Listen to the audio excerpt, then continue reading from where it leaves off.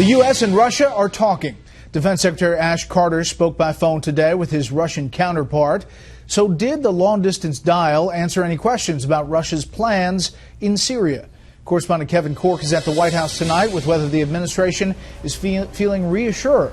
Good evening, Kevin. Hey, Brett, good evening to you. You're right. Despite that phone call, quite honestly, it seems, at least from this vantage point, that it may have raised more questions than it provided answers. And there's a reason behind that, because despite Russia's proclamations about being defensive in their buildup in Syria, Fox News has learned tonight that that does not appear to be the case. Let me tell you what's going on the ground there. Fox News can confirm that we have learned that there are at least Russian aircraft, fighter aircraft on the ground in Syria, and as well as at least 8 Russian attack helicopters, which obviously seems to fly in the face of Russia's claim that their buildup is defensive in nature. Now, as you pointed out, Secretary Carter did speak with his Russian counterpart, Sergei Shoygu. They talked by telephone, the goal to avoid any misunderstanding between Russia and the U.S.-led coalition, which is something the Obama administration obviously has been pushing for.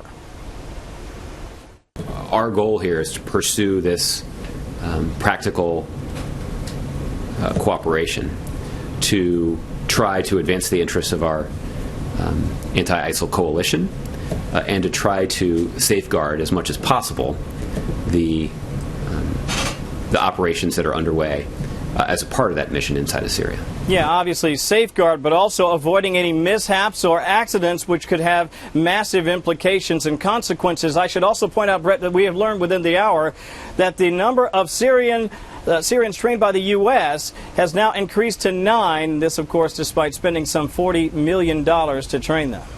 4 or 5 to 9. Yeah. Okay, Kevin, the White House is also prepping, obviously, for next week's papal visit.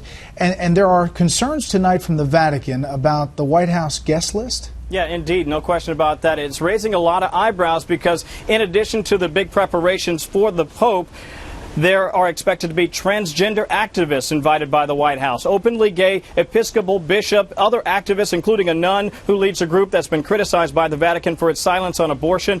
But Press Secretary Josh Earnest said today, while he can't confirm anybody specifically on the guest list, it would be unwise to draw any conclusions, considering there's expected to be about 15,000 people here for the papal visit, both here at the White House and out back over there on the ellipse. Brett? Okay, Kevin Corke live on the North Lawn. Kevin, thanks.